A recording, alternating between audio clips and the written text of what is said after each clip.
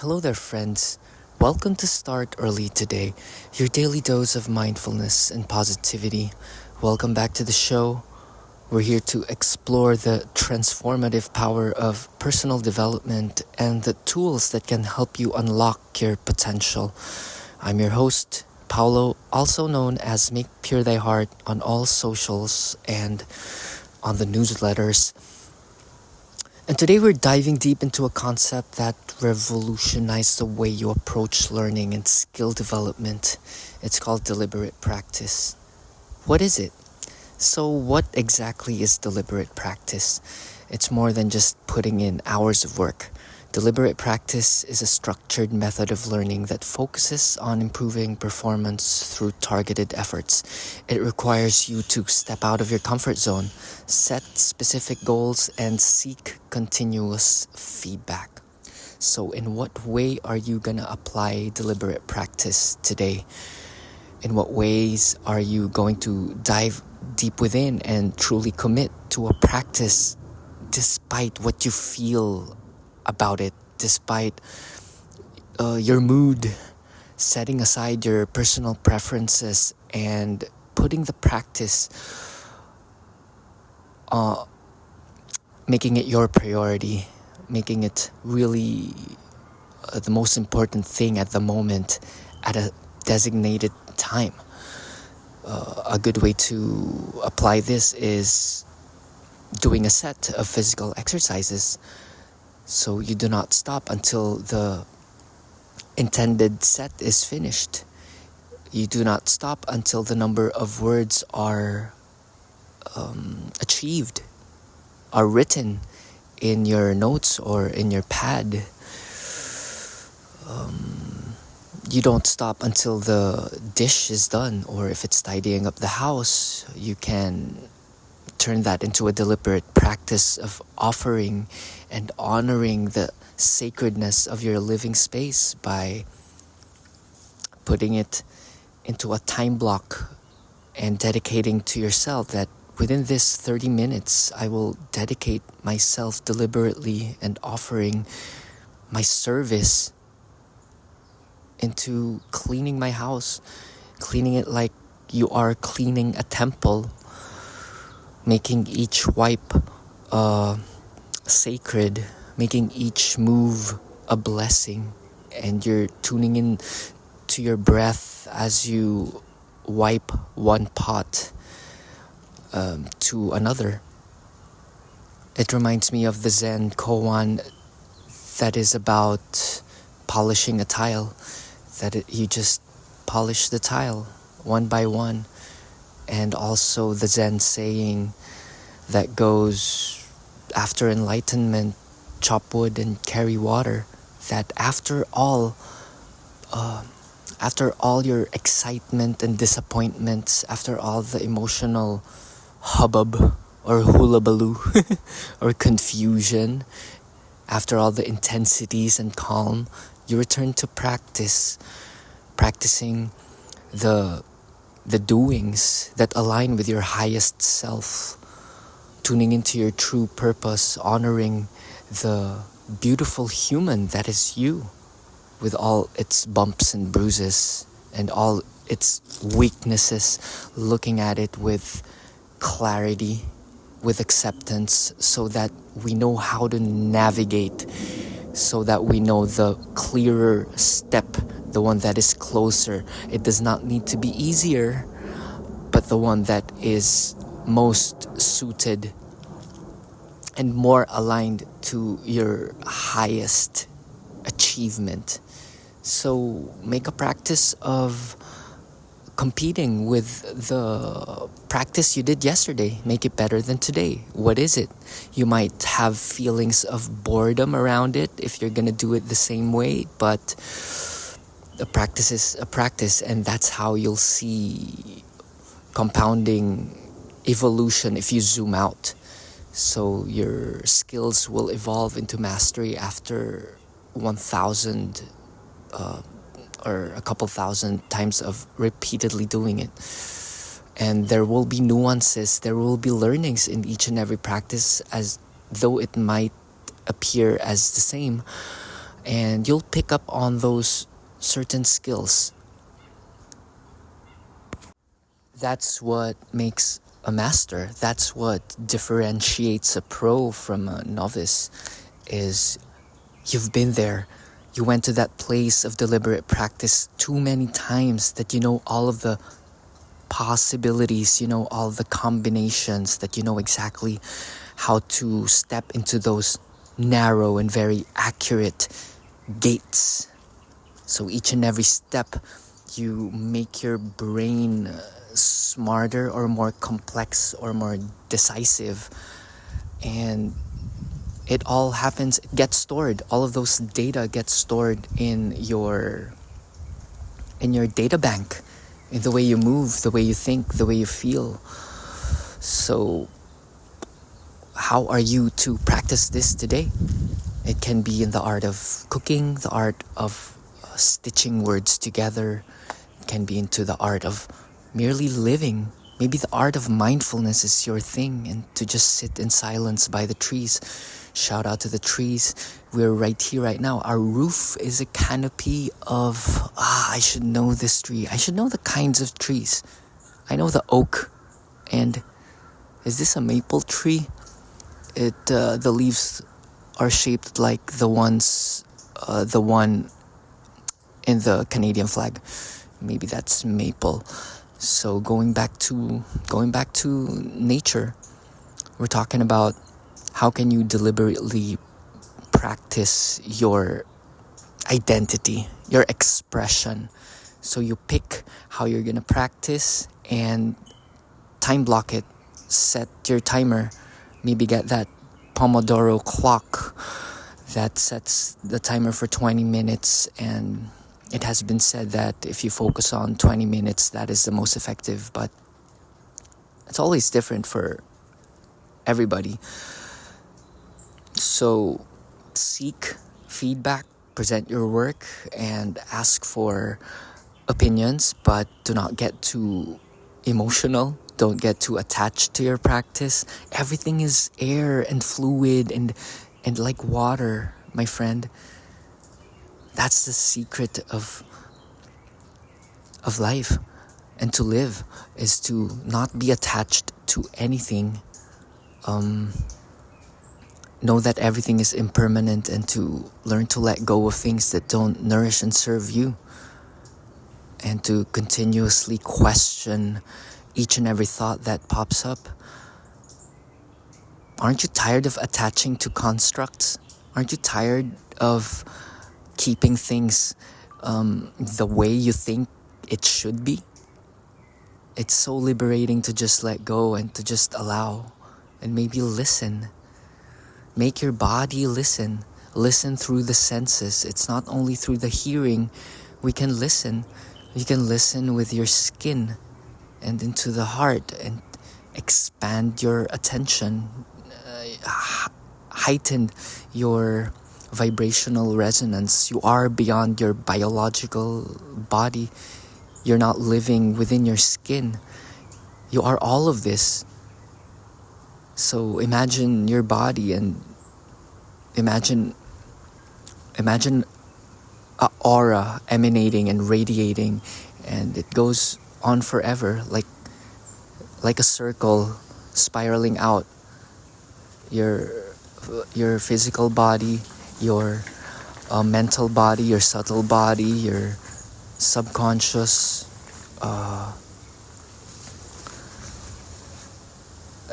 and it extends out to all life. Isn't that liberating? Okay, going back to deliberate practice, we have been swayed into the deliberate practice of being human and being the universe, but what is it to you, my friend? You have to be clear, and you have to decide what makes you feel most alive, and engage with it. Jam with it. You know? Mix it up. What you feel inside, what gets you curious. Let it sit and watch things that might emerge, and dip your toes and do some things with a little risk. safe risk, some calculated risk. But if the feeling is too much, feel free to jump in, Feel free to jump in. I bet there's a great lesson and a valuable gem within it. It's wrapped in mud that when you discover it, it shall be of service to you and of the world. Think of it like this. If regular practice is like running on a treadmill, deliberate practice is like running intervals, pushing yourself harder for short bursts, then recovering and repeating. It's an intentional and focused approach designed to help you improve systematically. Yeah, who wouldn't want to improve systematically? So work on a system that works within your domain, within your environment, wherein you can improve.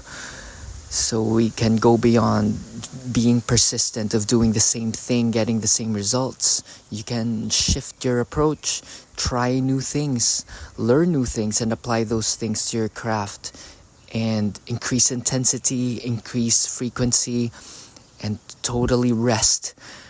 So you can work out a system that will work phenomenal for your... It depends on where you want to go. Keep track of your goals, and your goalposts might change, and feel free to roll with those changes, because we are ever changing. Your heart is changing, your chemical makeup is changing each and every time you breathe. So be with it, be with the change, and be okay with change, and make the most use out of it, out of each and every moment, because it will change. Okay? Segment number 2, the science behind deliberate practice. Research shows that deliberate practice is one of the best ways to achieve mastery in any field. A study by psychologist K. Anderson Erickson found that the best performers in various domains, from musicians to athletes, engaged in deliberate practice for years, often 10,000 hours or more. I heard on a podcast this musician called Mike Posner, that it took him 100 songs before he made one song that even his family started to like. So imagine that. So keep on dishing out, keep on expressing, keep on practicing what you can do that is of use to yourself, that nourishes your soul, that makes you light up, that makes you excited and alive and fired up and purposeful. And bang it out. Don't be embarrassed. Put it out there. It can be anything. It can be a drawing or a saying that expressed in your words, an aphorism expounded in a podcast, a drawing of nature or a bird. Never fails to make one happy. Or a soup. Oh, makes me want to do soup. Maybe an Italian. What's that sound? An Italian wedding, or minestrone, hot and sour soup. That's good too. It's good for the soul. But here's the kicker. It's not just about the hours you put in. It's about how you use those hours. Deliberate practice involves setting specific goals. Rather than just saying, I want to get better, you might want to say, I want to improve my public speaking skills by practicing my speech 3 times a week. So I'm practicing my speech and communication through this podcast. And I'm practicing my calisthenic skills by doing a whole lot of push-ups and pull-ups. And practicing my Ashtanga yoga. I missed it yesterday, but mostly I do it most times. It's like 10 out of 100 I do it. Eating healthy, I got it down. I eat once a day. I eat at night. You just find the things that work for you. Some people might contradict this, but it works for me. I eat once, and I make sure what I eat, I film and blog. I think that's a pretty good system. It has been working because it's systematized. Doesn't matter if I feel like blogging or not. It's a must. It's a service to what I have put up. I have put up an entity and I respect it. I treat it as my employer. my own blog, which is called makepurethyheart.com. And it has many aspects. It has SEO, it has social media marketing, it has photography, it has coming up with recipes, of course, which I find very delightful, and it makes me feel alive. I love putting things together. I like connecting dots and mixing up colors, and I also practice putting things together through sound and music, through TurboGoth. Check out our new music. We have a show later at Caffeine Underground. It's a super cool bar in Brooklyn, or somewhere in Bushwick. We'll be there later with some touring indie bands from, I think they're from Philadelphia. It's pretty cool. Okay, number 2, breaking down skills. Instead of practicing a whole skill at once, break it down. If you're learning guitar, focus on mastering one chord or technique before moving on. Yeah, with the guitar, I am practicing almost daily Jimi Hendrix's Little Wing and the Well-Tempered Clavier by Bach. So I practice that, and it keeps my hand nimble and my memory sharp with the motor skills of the fingers and sound. It's fun too, the guitar. Number 3, seeking feedback. This is crucial. Whether it's from a coach, a mentor, or even self-assessment, feedback helps you identify areas for improvement. This is so good. I miss a yoga studio wherein a teacher can really watch your form. But now I'm going solo. I just practice on my own, and I just exceed my expectations for myself. I raise the floor by comparing it to what I did yesterday. I think that's a pretty good system. How do I know?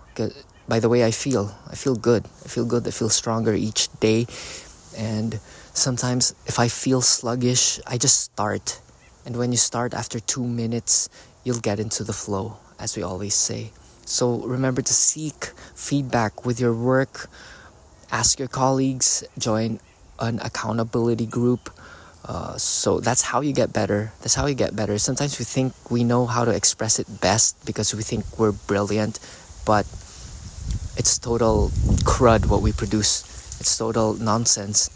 How do we know if it's nonsense? If it's not serving others, if it's not reaching others, first of all, it's got to be good. So ask people if it's good, and then make it reachable to the world, which is a whole other world of skills needed, which is called marketing. Getting the thing to the people, getting the thing to the people's hands, getting the burger to the people's mouths. They have said that it has been said that the burger, you might make the best burger in the world, but if nobody sees it, McDonald's is better because it's being consumed. What do you think about that? Let me know in the comments. Track your progress. Hey, where are we? Create a practice plan. Yeah, we're seeking feedback, and now push your limits. Deliberate practice often means stepping outside your comfort zone. That is where it all matters. The stone unturned. The things that you never look at, the things you think you do not need improvement on. So improve on those things by being open, by being coachable, by being vulnerable. Step into vulnerability. Try your best in wholehearted intensity, and open it up to being processed, or not scrutinized, but get criticism, but don't take it personally. That's the whole trick in life. Sometimes a slight remark by your partner or somebody close to you, we get all emotional. That's not a way of a gracious person, my friend. Just let it sit. It's just a statement, and people are allowed to make statements.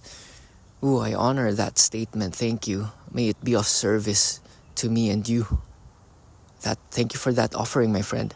That's a good like reply, like your default reception system. Make that your default receiving system. Thank you. Drown yourself in thank you. Thank you for your remark. Because when somebody remarks on you or offers your opinion, thank them for their attention, because attention is so expensive and valued. People are too busy that the mere fact their attention is on you for a little bit and they offer you a phrase or two, it's valuable. It should be honored, negative or positive. Actually, negative information is more valuable because you can improve on it. You can improve on a thing. Whilst if they offer you a positive, your ego is just pumped up and it serves no one but the ego. And the ego is not here to evolve. The ego wants it the same. The ego wants praises and demands a whole lot of things, but it does not want to offer up anything. The one that offers up is the spirit. The one that really helps you is spirit. The one that has been there beyond your identity, beyond your needs and preferences. So push those limits. How are you going to push your limit today? Is it in your craft, in your art? Is it in the way you are? Is it in your graciousness? I'm working on being soft and being gentle and bringing my love and passion to the world. Okay, so let's brush up on those 3 things again, or 4 things rather. It's setting specific goals, breaking down skills, seeking feedback, and pushing your limits. Now, segment number 3, applying deliberate practice in your life. Now that we understand what deliberate practice is, how can you apply it in your own life? Here are some actionable steps. Identify your skill. What do you want to improve? It could be anything: learning a new language, improving your writing, or excelling in your career. Number 2, create a practice plan. Outline specific activities that target your skill. For example, if you're learning a new language, you could set a goal to practice speaking with a native speaker for 30 minutes a week. Track your progress. Keep a journal or use an app to track your progress. Document your goals, what you practiced, and the feedback you received. Reflect and adjust. After a set period, say a month, evaluate your progress. What worked, what didn't. Adjust your practice plan accordingly. Segment 4, common misconceptions about practice. Before we wrap up, let's address some common misconceptions about practice.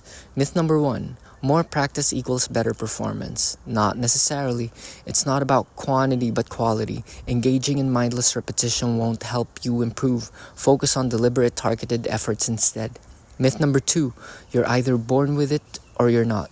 Talent can play a role, but it's often practice that leads to mastery.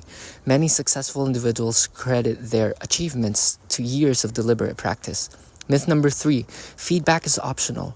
Feedback is essential for growth. Embrace it, even if it's uncomfortable. It's a tool for improvement. Segment number 5, real-life examples of deliberate practice. Let's take a moment to look at some real-life examples of people who have utilized deliberate practice to reach their goals. Misty Copeland, the first African-American principal dancer with the American Ballet Theatre, didn't start ballet until she was 13. Through targeted focused practice along with rigorous feedback from her coaches, she honed her skills to become a world-renowned dancer. Bill Gates, the co-founder of Microsoft, is known for his intense focus on programming. He spent countless hours coding and refining his skills, demonstrating the power of deliberate practice in achieving success in the tech industry. Conclusion, your deliberate practice journey. As we wrap up today's episode, I encourage you to reflect on how you can incorporate deliberate practice in your life. Remember, it's about intentional effort, pushing your limits, and seeking feedback. Start small, set specific goals, and watch as your skills improve over time. And don't forget to celebrate your progress along the way. Thank you for tuning in to Start Early today. If you enjoyed today's episode, please subscribe, turn on notifications, share it with a friend, and leave us a review. We'd love to hear your thoughts on how you're applying deliberate practice in your life. Until tomorrow, keep striving for greatness. This is Paolo, your epic host, and namaste. Check out startearlytoday.com if you're curious with one-on-one coaching. MakePureThyHeart.com for vegan cooking, and I'm mostly active on Instagram and the newsletter on Substack. It's all Make Pure Thy Heart, and embody that. Make pure thy heart. Anything that is otherwise, look the other way. Anything that is negative or of judgment and criticism, that is called distortions. It's distorted thinking. Clarify your mind. Maybe you can do deliberate practice in being clear and being positive and being whole. Be holistic. See the whole of everything. To see something as wrong is a limited mindset, because the whole of the thing is both sides, and together they unite as one. And God is the one true power, the source of all, and it is continuing, expanding, manifesting, existing as you and me. And what are we to do with that? Are we gonna waste our time here aimlessly? No, we're gonna be deliberate in our intentions. We're gonna write it down, and we're gonna see what works, double down on what works, and be awesome. Be awesome, be of service to the people around you, to yourself. Become the most epic person that you can be. And where does that start? It starts in your imagination. We have talked about imagination in previous episodes. So practice imagining, practice deliberate, practice being just a nice human by creating space between your stimulus and response. That's by Viktor Frankl. And if there's a why, you can always figure out a how. The how will appear. If you start walking, the path will appear. This life is so magical. It has been so kind to me, and I hope I can impart some of this goodness to you.